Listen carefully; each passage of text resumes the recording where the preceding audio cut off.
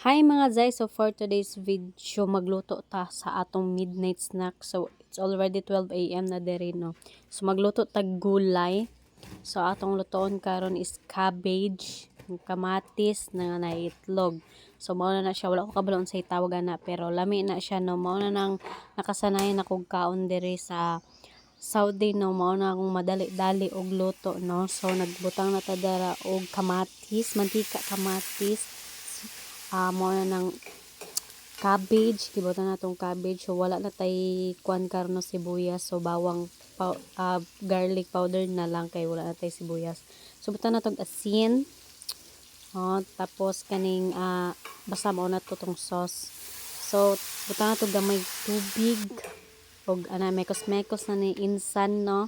So pagbutan na butan na MSG og suka gamay para mabalanse ang tamis og ang kaaslom. So butang na natog egg, so mo na dali ra jud kayo siya lutoon mga zain no. Mekos lang na ni insan, so wala human na.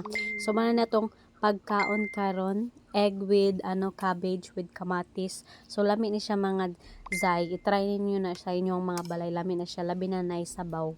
So kani gipaugaw-ugaran ako ni kay para lami kayo no. So that's it for today's video. Bye! God bless all. Amping tanin